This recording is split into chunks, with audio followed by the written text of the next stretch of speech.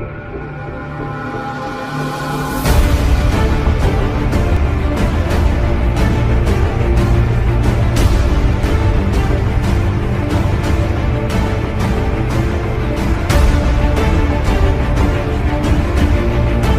أصدقائي الأعزاء في قناتي محمود المصري للصيانة الكهربائية. اليوم معانا درس جديد ومبسط. فيديو النهاردة هيكون عن طريقة الكشف عن تسريب المية من السخان الغاز يونيفرسال وطريقة لحام السربنتينة. زي ما انتم شايفين دلوقتي السخان اهو 10 لتر يونيفرسال، المية اهي نازلة. هنفتح السخان ونشوف مكان التسريب. هنفك الوش بتاع السخان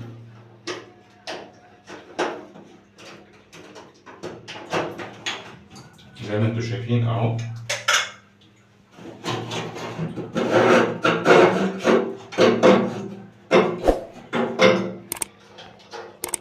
هنفك سلك الحرارة وهنفك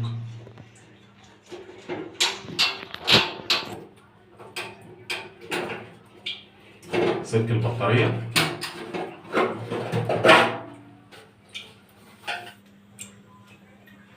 زي ما انتم شايفين المية اهي.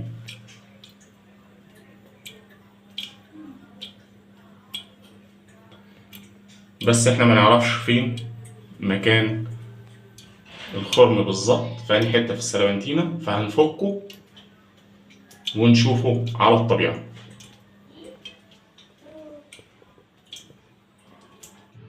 ورجعنا لكم تاني بعد ما فكينا السخان. أول حاجة لازم نعملها هي حتة الأمان، إن إحنا نفصل المية عن السخان ونفصل محبس الغاز زي ما أنتم شايفين بالطريقة دهيت. تاني حاجة معلومة حابب إن أنا أقولها لكم. يا ريت لو أنت هتيجي تفك السخان وما عندكش استيعاب في حتة التركيز أو حفظ الفك والتركيب، يا ريت إن أنت تاخد صورة بالموبايل لطريقة فك السخان وأنت بتفكه. يلا بينا نفك السخان ونشوفه على الطبيعة. زي ما أنتم شايفين أول حاجة هنفكها هي الشعلة.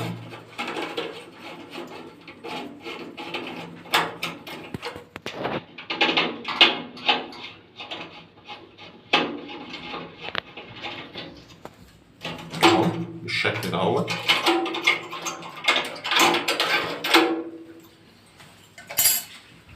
بعد كده هنفك المسامير الداخلية زي ما انتم شايفين.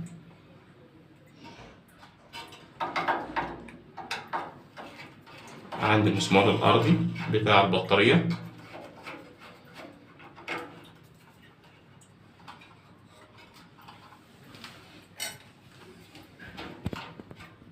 زي ما انتم شايفين احنا دلوقتي هنفك المسمارين بتوع صمام الغاز اللي هم داخلين على الفونية.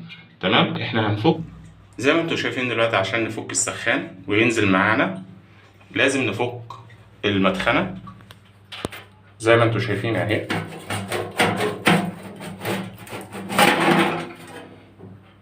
فكينا المدخنة عشان السخان يبقى سهل معانا في الشيل.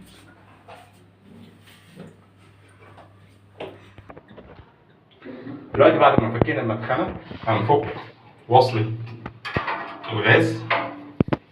أهم شيء إن يكون المحبس مقفول للأمان أهو زي ما انتم شايفين.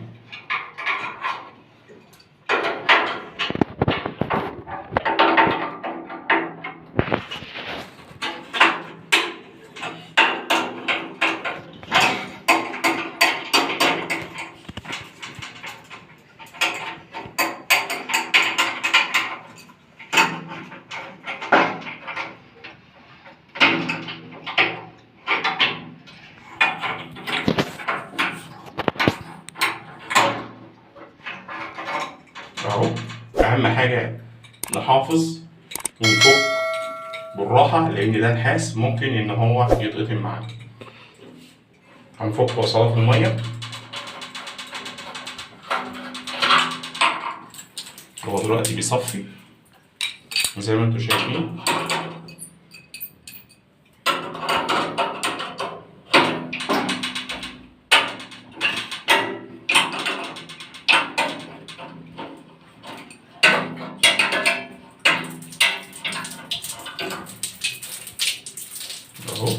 دلوقتي يصفي ميته.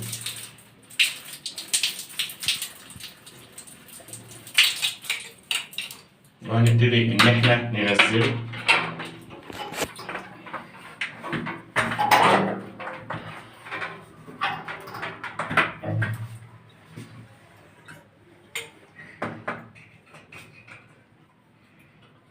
هنفك مسامير التثبيت.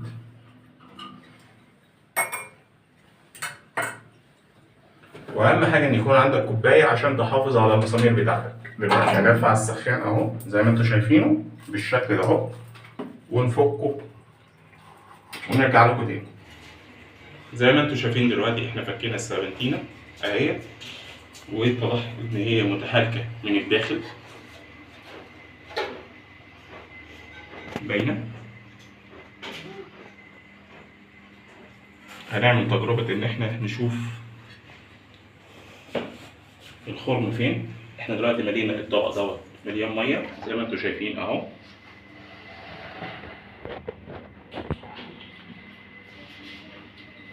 هنبتدي ان احنا ننفخ من هنا ونسد من هنا على اساس نشوف الميه بتطلع منين.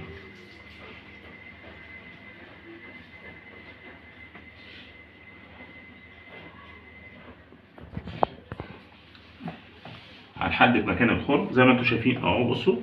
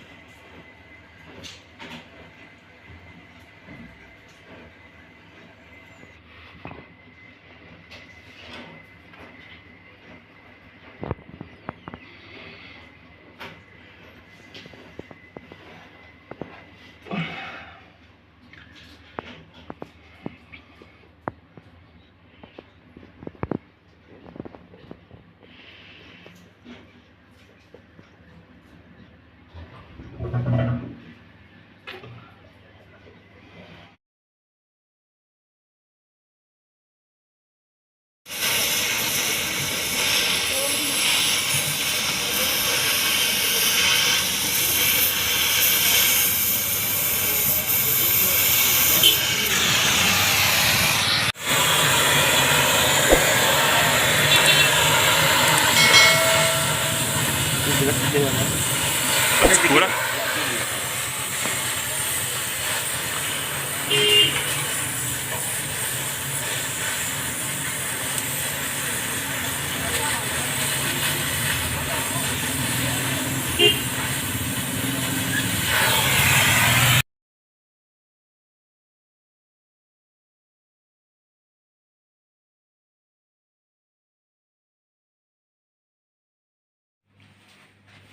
زي ما انتم شايفين دلوقتي معانا السخان اهو محطوط على الترابيزه بالشكل ده اهو، وهنبتدي ان احنا نجمعه خطوه بخطوه. يلا بينا. زي ما انتم شايفين دلوقتي احنا معانا السخان، هنركب الجزء العلوي فيه، هنبتدي ان احنا نشبط ونجمع.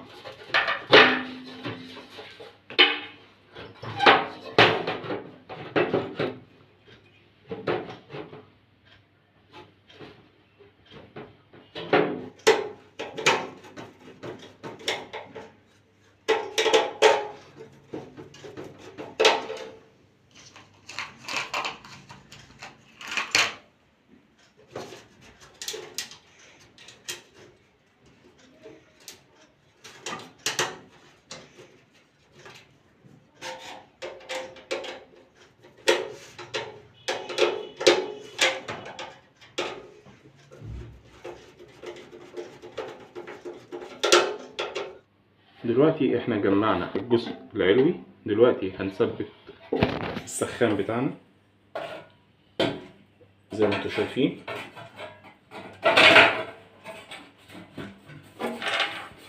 وهنبتدي ان احنا نبيته بالشكل ده اهو.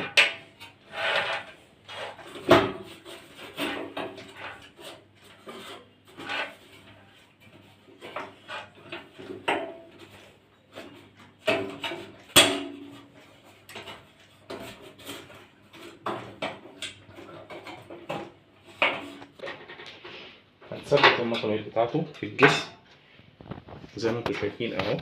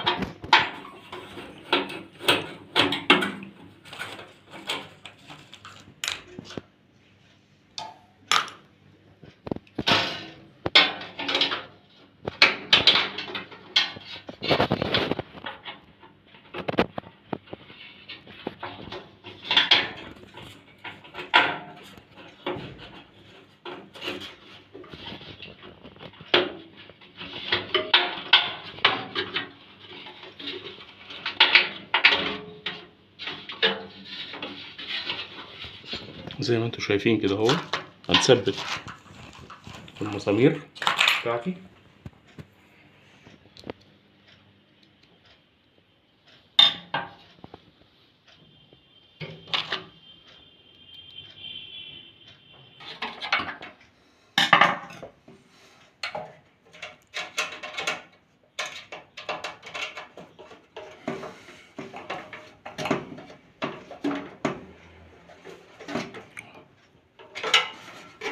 دلوقتي احنا ثبتنا مساميرنا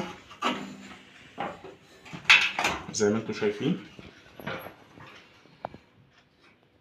هنبتدي ان احنا نقفل من هنا.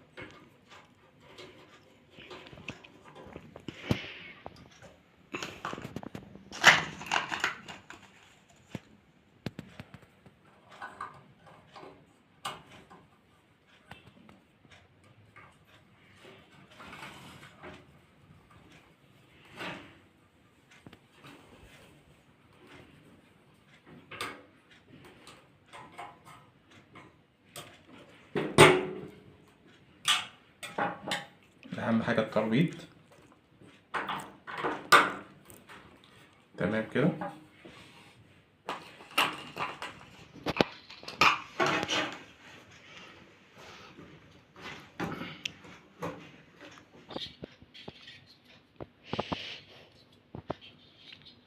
زي ما انتم شايفين دلوقتي هنركب الفونيا زي ما انتم شايفين.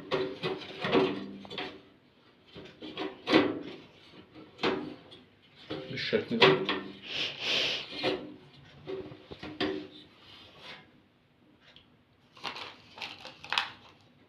هبتدي ان انا اثبتها.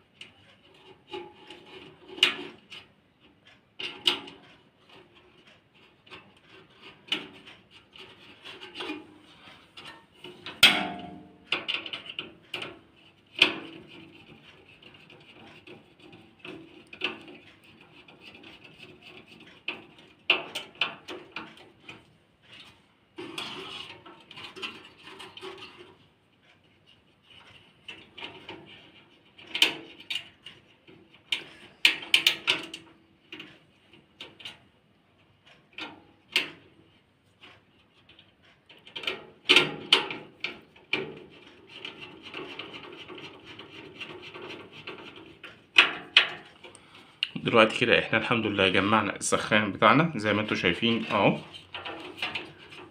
نطلع فاصل ونثبته في الحيطة ونرجع لكم تاني. دلوقتي احنا ثبتنا السخان، هنثبت تاني المدخنة زي ما انتم شايفين. دلوقتي احنا ثبتنا السخان بتاعنا تمام. في حاجة بقى تركاية اللي انا عاوز اقولها، شايفين الحتة دي بتركب هنا اهوت على اساس ان هي تثبت مدخل السيربنتينة من هنا، لان بعض ساعات لما تيجي الفنيين بيجي يفك وما بياخدش باله، هنا بيروح عاصر السيربنتين. هنجمعها بحيث ان احنا نربط الماسورة بتاعة الغاز. دلوقتي احنا هنركب ماسورة الغاز زي ما انتوا شايفين اهو.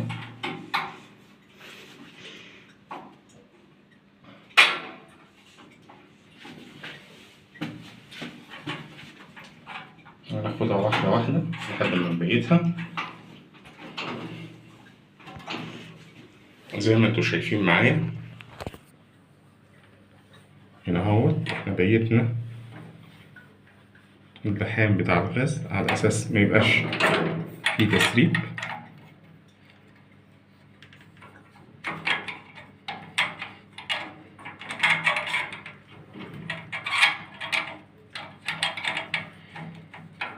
هنربط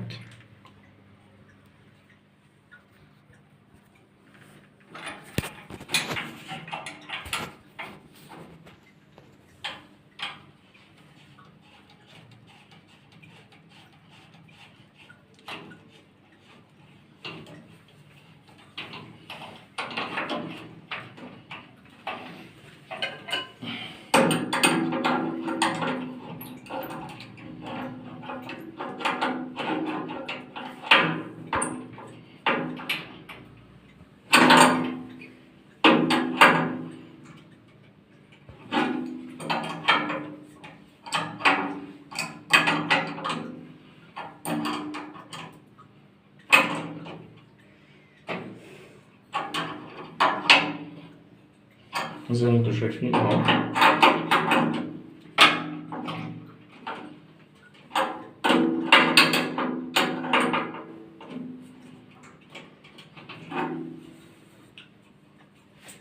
تمام كده.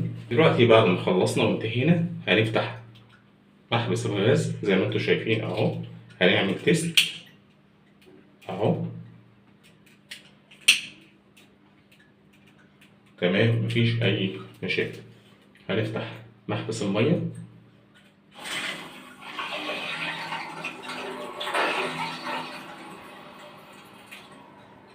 هتلاحظوا الفرق ان مفيش حاجه بتسرب. تمام، زي ما انتوا شايفين اهو. هنشغل الميه زي ما انتوا شايفين اهو. السخان احنا وصلناه اهو. مفيش اي تسريب ميه زي الاول.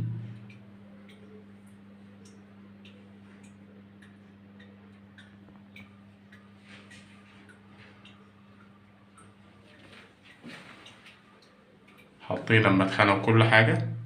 هنجرب.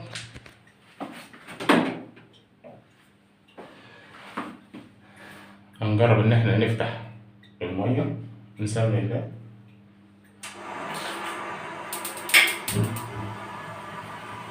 تمام، الشعلة اشتغلت زي ما انتوا شايفين اهو.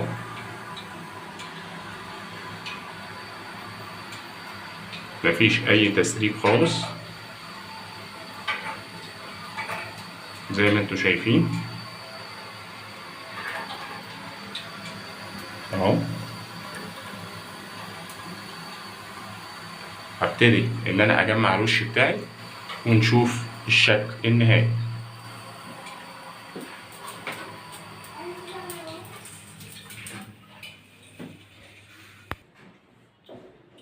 زي ما انتوا شايفين اهو. احنا دلوقتي جمعنا الوش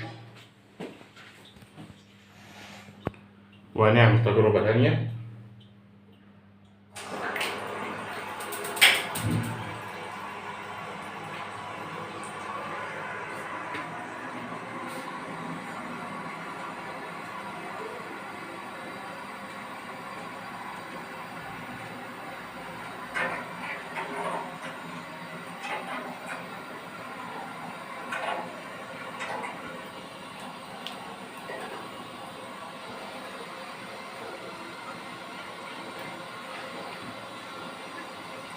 زي ما انتوا شايفين اهو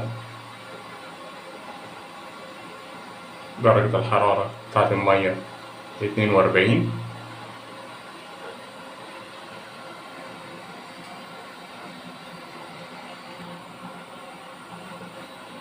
وأحب أضيف معلومة إن سبب الخرم اللي حصل ده هو بيكون ارتفاع في درجة حرارة السخان، فأفضل إن هو يكون درجة الحرارة يعني 40 ل 42.